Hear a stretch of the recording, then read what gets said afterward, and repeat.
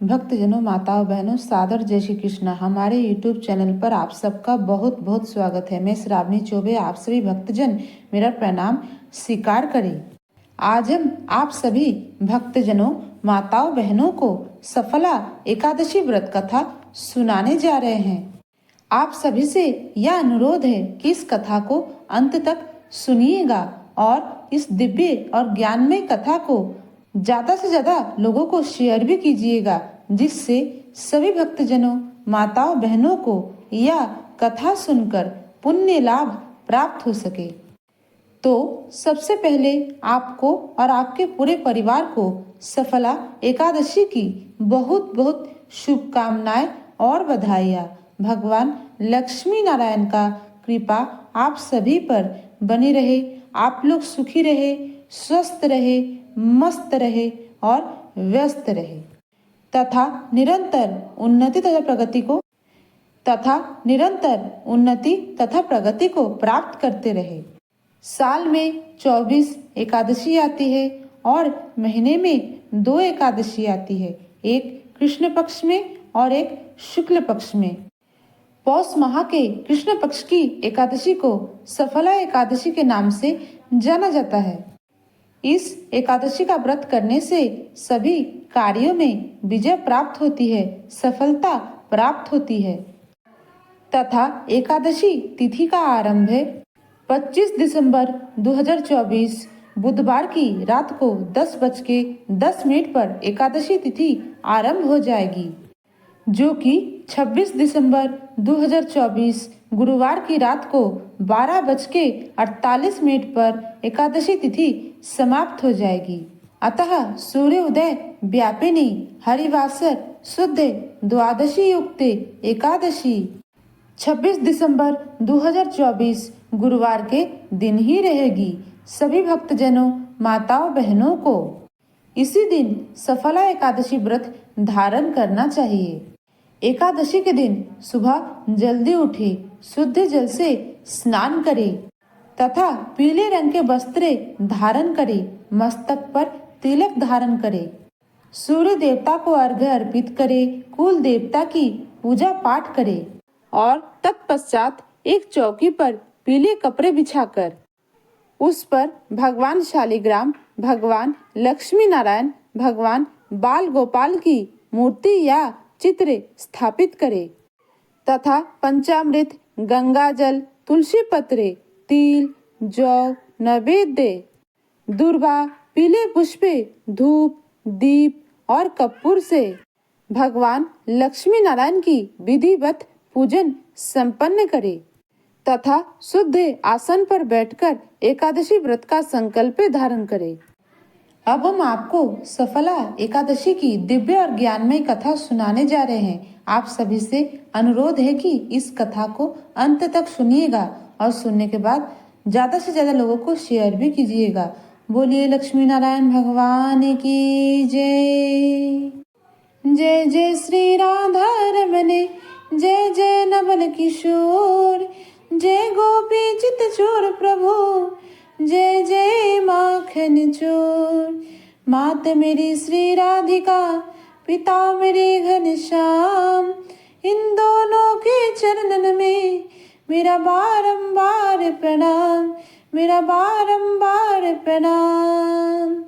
धन यौवन के दिन घट जाएंगे जैसे उड़े कपूर, मन मूर्ख तो राम भजे, क्यों चाटे जग धूर, क्यों चाटे जग धूर। राम कृष्ण दो एक है, अंतर नहीं निमेष, इनके नैन गंभीर है, इनके चपल विशेष। राधे तो बड़ी भागिनी, कौन तपस्या की, तीन लोक तारन प्रभु, सो तेरे अधीन, सो तेरे अधीन। बोले वृंदावन बिहारी लाल की जय, बाके बिहारी लाल की जय। एक समय की बात है, महाराज युधिष्ठिर ने भगवान श्री कृष्ण को प्रणाम करके पूछा, हे भगवान, पौष माह के कृष्ण पक्ष की एकादशी का क्या नाम है? उस दिन कौन से देवता का पूजन अर्चन किया जाता है तथा उसकी विधि क्या है? तथा इस एकादशी व्रत से कौन से पुण्य फल प्राप्त होते हैं? तथा इस एकादशी में कौन कौन से नियमों का पालन किया जाता है? तथा इस एकादशी का व्रत कथा क्या है? हे भगवान, मैं आपके श्री मुखारविंद से यह सब कुछ सुनना चाहता हूँ। भक्त वत्सल भगवान श्री कृष्ण कहने लगे, हे युधिष्ठिर, मैं आज तुम्हारे प्रेम के कारण पौष माह के कृष्ण पक्ष में जो एकादशी आती है उसकी कथा सुनाने जा रहा हूँ। भगवान कहते हैं कि एकादशी व्रत से अतिरिक्त मैं अधिक से अधिक दक्षिणा पाने वाले यज्ञ से भी प्रसन्न नहीं होता हूँ। अतः सभी भक्तजनों को इस एकादशी का व्रत अति भक्ति भाव के साथ करना चाहिए। भगवान कहने लगे कि हे युधिष्ठिर, द्वादशी युक्त पौष माह की कृष्ण पक्ष की एकादशी का कथा तुम एकाग्रचित होकर के सुनो, ध्यान पूर्वक इसका श्रवण करो। इस एकादशी का नाम सफला एकादशी है। यह एकादशी संपूर्ण फलों को देने वाली एकादशी है तथा इस एकादशी के देवता भगवान श्री नारायण हैं। सभी मनुष्य जाति मात्र को इस एकादशी का व्रत अवश्य ही करना चाहिए। जिस प्रकार नागों में शेष नाग, पक्षियों में गरुड़, ग्रहों में चंद्रमा, यज्ञ में अश्वमेघ यज्ञ और देवताओं में भगवान श्री हरि श्रेष्ठ हैं, उसी प्रकार सभी व्रतों में एकादशी का व्रत सबसे श्रेष्ठ माना गया है। एकादशी के व्रत को व्रत राज कहा जाता है। जो मनुष्य सदैव एकादशी का व्रत करते हैं वो मुझे अत्यंत प्रिय हैं। अब मैं इस व्रत की विधि तुमको सुनाने जा रहा हूँ। भगवान श्री कृष्ण कहते हैं कि एकादशी के दिन मेरी पूजा के लिए ऋतु फल के अनुकूल फल, नारियल, 16 प्रकार की वस्तुओं का संग्रह करें। इस सामग्री से और जो सामग्री आपके पास उपलब्ध हो उस सामग्री से मेरा पूजन अर्चन करें, क्योंकि मैं तो भाव का भूखा हूँ। मुझे कोई भी चीज सामान की आवश्यकता नहीं है, कोई पूजा विधि की आवश्यकता नहीं है। मैं केवल भक्त का भाव देखता हूँ। इस प्रकार अपनी आस्था और परंपरा के अनुसार पूजा करने के बाद रात्रि में जागरण करें। इस एकादशी के व्रत के समान कोई भी यज्ञ, तीर्थ, दान, तपस्या और कोई भी व्रत नहीं है। 5000 वर्षों तक तपस्या करने से जो फल प्राप्त होता है उससे भी 10 गुना फल सफला एकादशी के व्रत करने से मनुष्य जाति को प्राप्त हो जाता है। भगवान श्री कृष्ण कहते हैं कि हे राजन, अब आप इस एकादशी की दिव्य कथा को ध्यान पूर्वक सुनिए। भगवान कहते हैं कि चंपावती नामक एक नगरी में महेशमान नामक एक राजा राज्य किया करता था। उनके 4 पुत्र थे।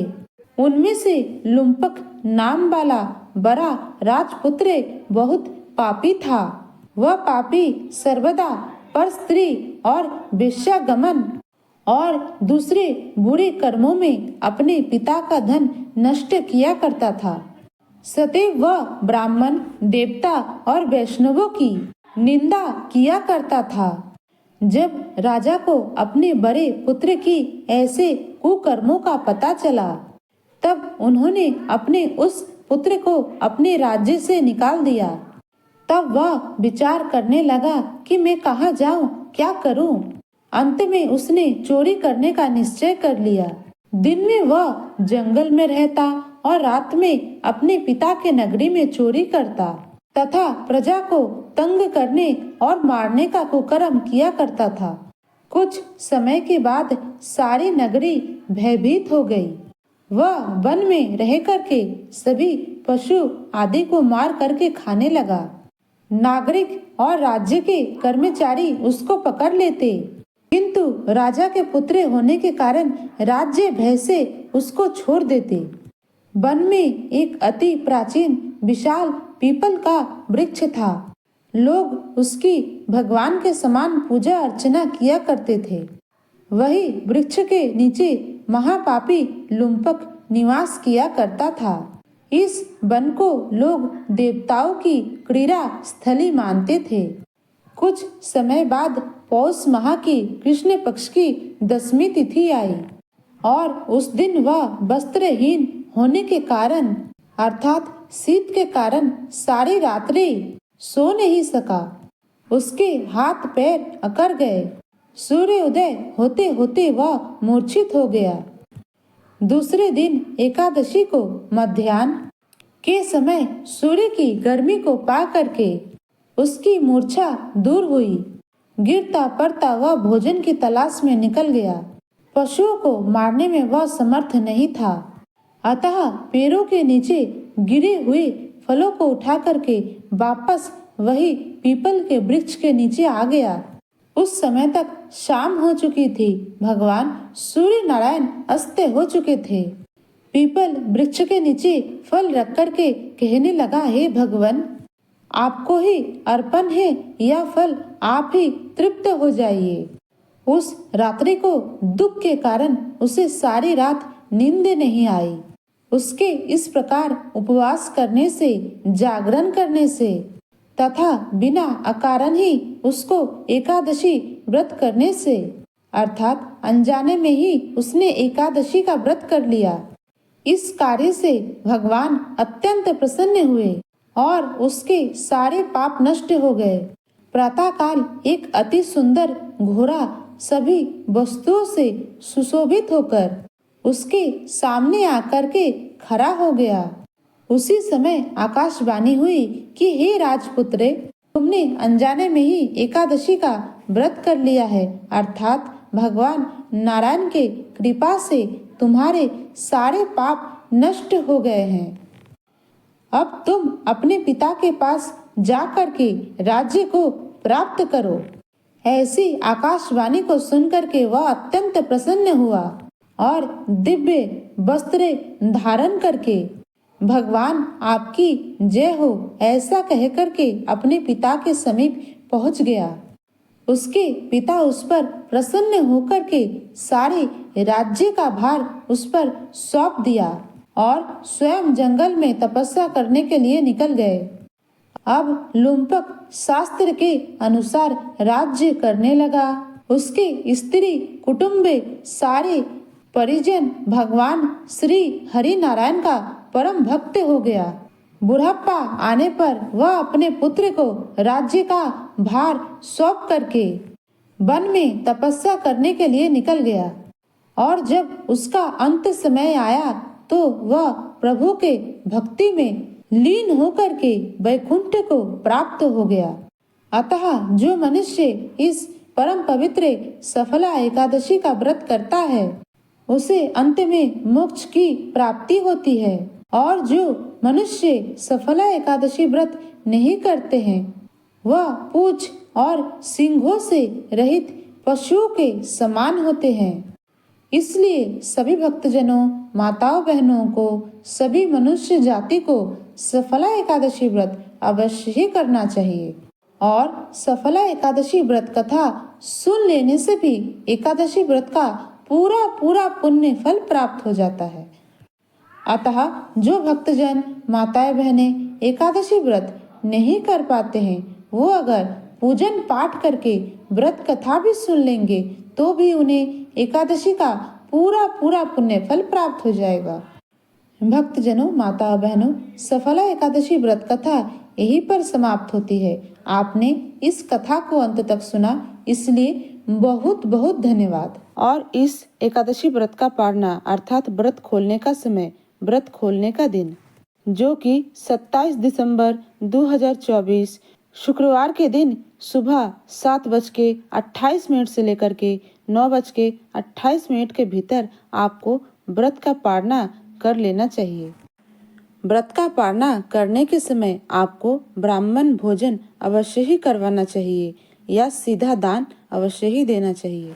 बोलिए वृंदावन बिहारी लाल की जय, गोवर्धन गिरधारी भगवान की जय, लक्ष्मी नारायण भगवान की जय। अच्युतं केशवं राम नारायणं कृष्ण दामोदरं वासुदेवं हरे, श्रीधरं माधवं गोपिका वल्लभं, श्री जानकी नायकं श्री रामचंद्रं भजे, जानकी मनोहरं सर्वलोकनायकं, श्री शंकरादिसेवितं पुण्य नाम कीर्तनम, श्री राम राम राम नाम राम नाम तायकम, रामा कृष्णा वासुदेवा भक्ति मुक्तिदायकम, रामा कृष्णा वासुदेवा भक्ति मुक्तिदायकम, रामा कृष्णा वासुदेवा भक्ति मुक्तिदायकम। हरे राम राम राम हरे हरे, हरे कृष्णा कृष्णा कृष्णा हरे हरे, हरे राम राम राम हरे हरे, हरे कृष्णा कृष्णा कृष्णा हरे हरे। श्री कृष्ण गोविंदे हरे मुरारी, हे नाथ नारायण वासुदेवा, श्री कृष्ण गोविंदे हरे मुरारी, हे नाथ नारायण वासुदेवा, हे नाथ नारायण वासुदेवा, हे नाथ नारायण वासुदेवा। बोलिए लक्ष्मी नारायण भगवान की जय। धर्म की जय हो, अधर्म का नाश हो, प्राणियों में सद्भावना हो, विश्व का कल्याण हो। सनातन धर्म की जय हो, गौ माता की जय हो, नगर बस्ती की जय हो। आज की आनंद की जय हो, कल की आनंद की जय हो, कल परसों की आनंद की जय हो, बरसों बरसों की आनंद की जय हो। ओम नमो पार्वती पते, हर हर महादेव हर। भक्तजनों, माताओं बहनों, हमने जो ज्ञान वर्धक जानकारी आपको प्राप्त कराई है, इसको अधिक से अधिक लोगों को शेयर कीजिएगा, लाइक कीजिएगा, कमेंट कीजिएगा और हमारे चैनल को सब्सक्राइब भी कीजिएगा और इस बहन बेटी भाभी का साथ दीजिएगा। आगे बढ़ने का एक मौका अवश्य दीजिएगा। मिलते हैं कोई नए वीडियो में, तब तक के लिए सादर जय श्री कृष्णा, सादर धन्यवाद। जय राम जी की। हर हर महादेव।